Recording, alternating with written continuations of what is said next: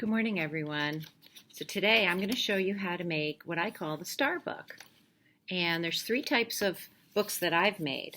Poetry, an art textbook talking about color theory and other things. And the third one is a daily life book. So starting in the morning and breakfast. So let me show you the paper engineering first. So you're going to take a 12 by 18 piece of paper. I'm just using a scrap because I don't like to waste paper. And you're going to fold it 1, 2, 3 times so that you end up with 8 even rectangles, okay? So now you're going to fold it like a sheet on a clothing line, like this, the closed side at the top. Then you're going to cut from the top of the closed side to this rectangle. So I will make a line, show you. Sorry, it's first thing in the morning, I'm very sleepy. The day before April vacation, during the year of COVID. We're all doing okay. Okay, so there we go. Now I'm going to fold it the long way. Again, I'm going to go through this kind of quickly, and you can pause and rewind to figure this out. Then I'm going to push it together like a star. That's kind of why I call it the star book, because it looks sort of like a star, four-sided star. Now I'm going to gently fold it like a book, and kids find this kind of hard, but don't complain, as I always say. Just go slowly, crease well, work with your mistakes, and there's a very nice book. Okay, so the next thing you're going to do is put on a cover. This cover is 9 by 16 inches. I pre-cut it. Fold it in half first. Crease well. That's always important, to crease well. Then you can take your glue stick or a little bit of Elmer's glue. Distribute your glue well in the corners, all over. Put your glue stick over there. Put your book neatly there and there. Press and rub. Press and rub. I also like to add a little spine cover, and this is 6 inches by 2 inches, so 2 inches long, 6 inches long. 2 inches wide, 6 inches long. Going to crease well. I like this. You can do different colors too. I just used orange because that's what I had handy, but you can also decorate your book, the cover, with all sorts of cut up paper. A lot of kids like to do that. Have fun with it. Okay, so basically the construction of my book is done. It's pretty amazing. It's so cool. Now I'm just going to glue together these pages so there isn't confusion about, if it opens up by mistake and then just becomes a blob. Anything that's kind of open, you can glue shut. You see how it's kind of like that? And that's pretty good. Maybe this last page too. And yeah. Now, the next part is the think part. You want to think about what kind of book you want to do. The first thing is, before anything else, is take out a pencil, okay? So what I want you to do first is number it.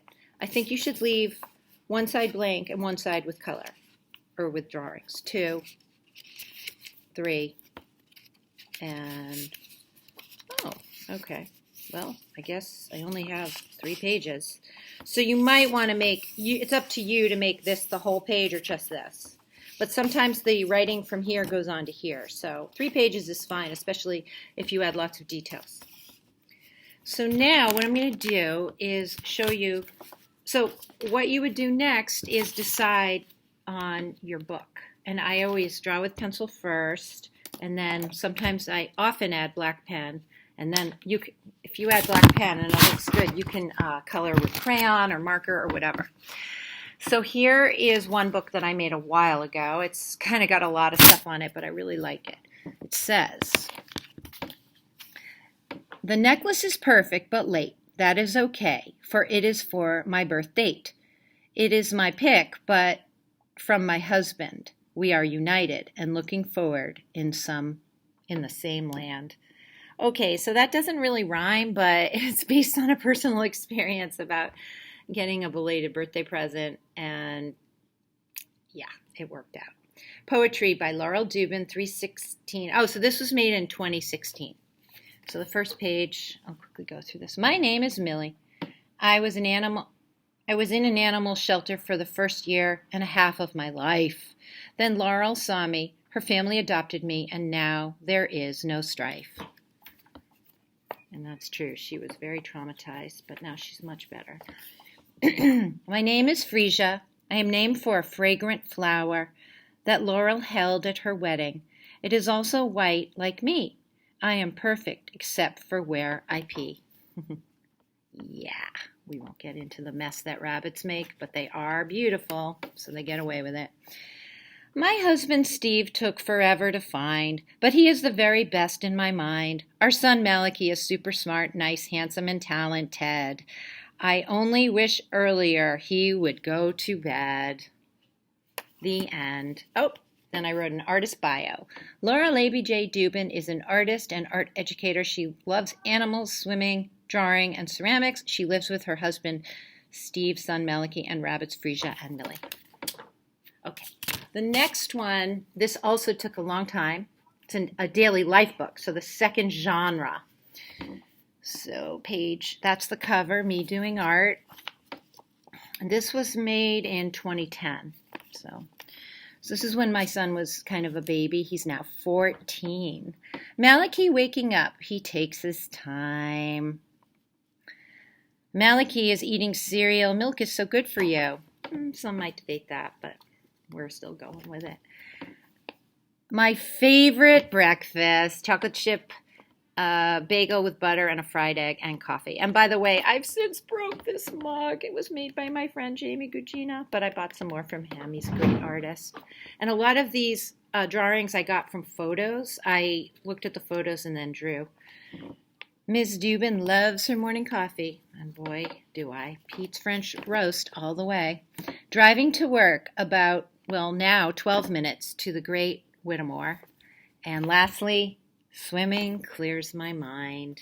Can't wait till more pools are open. Once COVID, blows over.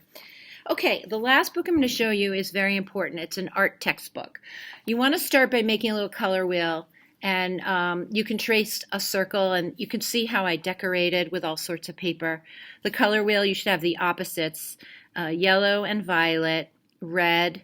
Wait a minute. Ooh, this is wrong. Oh, well, forget that. Wait, this one's right. Okay, yellow and violet, red and green, and blue and orange. My art textbook. Okay, I'm going to show you this one. So first primary colors, then I did secondary colors, which are made from the primaries. You can draw whatever you want as long as you're showing color theory. And then the next one is complementary colors, yellow and violet, red and green, and blue and orange.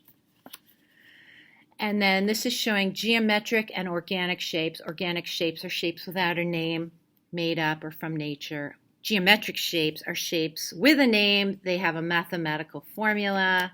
And then values are darks to lights. And these are all the things that we learn in art. Lastly, coil pots, showing me something we do in clay. And this year we didn't do clay because of COVID, but hopefully next year we will. Enjoy. Happy art making.